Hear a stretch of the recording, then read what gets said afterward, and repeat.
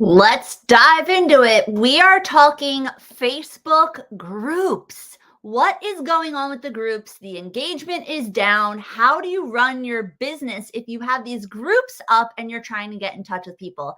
I'm going to give you some tips on this live video, what you can do to engage more of the members of your community, especially, you guys probably know what I'm going to say, as we are headed into Black Friday season.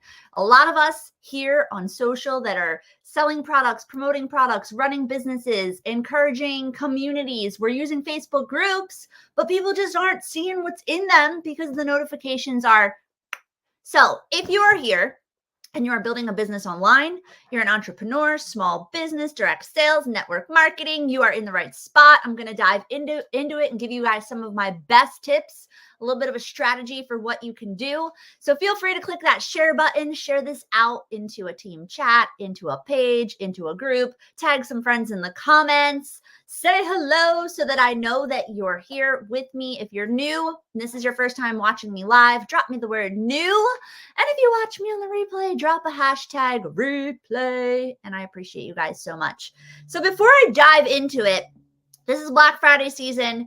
Y'all have probably seen me showing up telling you about building a text, an email list, or both. Get the people that are liking, loving, following, connecting with you off of social and onto a list that you own. It's going to protect you if anything happens, shutdowns, lockouts, anything, right? It's also going to help you to connect with people more quickly because, y'all, have you noticed on top of the groups we're going to dive into, like, what does your feed look like lately? When you log in, what does your feed look like on your Facebook? Are you like filled with ads? Are you seeing the same things over and over? Because I know I am. I go on my phone and I'm seeing like posts from 5 days ago that are constantly at the top of my feed. It's like, I already saw this. I already commented on it. Why are you still showing me this? Anybody else have that going on? Because I see it constantly. So Black Friday season's coming. Last night, I did a really great live talking about building your first to know list, right? Don't wait until the deals are live. Don't wait until the week of Black Friday to start posting and then crossing your fingers and praying that people see your things, because then you're just leaving it up to the algorithm to show them things. I laid it all out in this playbook, how to build your first to know list, how to get the VIPs on there, how to connect with them using text messaging. So if you need the info on this, I'm going to leave it above this video. All right. I also have a VIP chat that is blowing up. I wrote down, I have people that have 42, 58, 25, 13, 18. Already, we're at what, November 2nd? And they already have all of those people on their first to know list. Are we the second? Yeah, we're the second. I'm forgetting what day it is. Okay, so let's talk Facebook groups. Do you currently run a group? Are you an admin of a community, meaning like you run it with other people? Are you thinking of starting your own group? Because I'm going to give you a few tips here. I'm actually going to give you 3 things that you can do to connect with these people in your community more quickly, making sure, or hoping, I should say, I can't even say making sure, hoping that they will see what you are posting in there. So if you have a Facebook group or you're thinking of one, let's talk about, the points of having, like, why would you want to have a Facebook group? What is the point of it? So a Facebook group is to encourage community around a certain topic or an element, right? So there's groups for everything. Have you guys like delved into the group world? You have groups for like meal prepping and meal planning and weight loss and people doing coaching and people with products, like people sharing how to, learn how to do a skill. Like there is a Facebook group, I feel like, for everything. Maybe that's why the algorithm of them is so low. There was a point in time where I would get frequent notifications from groups. You actually had the ability to change how often you wanted to be alerted. Like, did you want alerts like every so often? Did you want it all the posts in the group? Did you want the alerts from just your friends in the group? But nowadays, it's just seeming like I'm getting 0 alerts from groups. I have to remind myself to go and hop in there and check and see what's going on. So I'm going to throw you 3 things that you can do. Number 1, right? You can, why am I always screaming at you guys? I'm sorry, I need to lower my voice. I get excited. Number 1, you can do the at everyone, right? At the everyone, it tags everyone in the group. You can do this one time a day. Here's the thing though. Number one, some people get annoyed when you do this. Do you get annoyed? Be honest in the comments. I want to know. Some people get annoyed when this goes on every day in a group. What happens is people are going to potentially leave your group because they get annoyed and frustrated that you keep using that feature, right? The other issue with the at everyone is that I'm noticing if you are not on your phone, right? So when I was a teacher, for example, if I didn't touch my phone for a few hours, as some of your people that you at everyone to, they don't see the notification that you tagged them because it's now bumped down so low in their notifications that it's gone or missing. And the other thing that I don't think people know, you may know this, people can actually turn that off for a group. So where you're hoping that that's going to work in your favor because people see it, you can actually go into the settings of the group and turn it off as the person that's in there, right? Not the moderator. You, as a member of a group, can turn that off, and then you'll never hear the notifications again. So let's just paint the picture. Say you're running this community where you're sharing your products, your opportunity, your coaching, whatever you're sharing, and all the members turn it off, or a big chunk of them turn it off. You're never going to be able to get in touch with them, right? So at everyone is there, but it's not necessarily ideal. Number two, what can you do? You can encourage activity in the group. So if you are running a Facebook group, especially right now, and you're trying to get people in there to see about your Black Friday deals, your products, your promotions, you want to encourage people to be active members of the community. What can you do to do that? A couple options. One, you can run a challenge in your community. You can run some sort of challenge for whatever it is that you have going on that's going to get people to circle back, right? A challenge for skincare, right? A wash your face challenge. You could have a gratitude challenge, a self-care challenge, a water challenge. You can do something in your group that gets people back in there. That's number one. Number two, you can encourage engagement by shouting people out, right? You can shout people out for certain things, or you can run a giveaway where you encourage people to post certain things in your group or do certain things in your group that boosts the engagement, right? The likelihood that the group will show up in the news feed because you have so many people that are actively commenting, actively hanging out, right? Groups, unfortunately, frequently, it's a place where you're sharing information a ton, but you're not asking people to engage back. And that's what's lowering it in the algorithm. They just see one person sharing, but all the members aren't engaging. So they see it as, well, it's not social, so they're not pushing it. So tip number one, at everyone, use it strategically. And tip number two, you got to encourage activity in that group. I have ideas for challenges. If you want to drop the word challenge in the comments, I could throw some here for you. So let me know. And then tip number three, you might know where I'm going with this. You got to get these people onto a text, email list, or both. I was about to say text or email, but I want you to get them on both. What I mean and what you can do. All right. I had a friend, former client, reach out the other day, and she told me that she was going to shut her Facebook group down. She's like, I'm just done with it. The engagement is awful. I feel like I just want to archive it. And I'm like, well, how many people are in there? She said almost 1,000. I was like, no, absolutely not, Missy. Don't shut it down.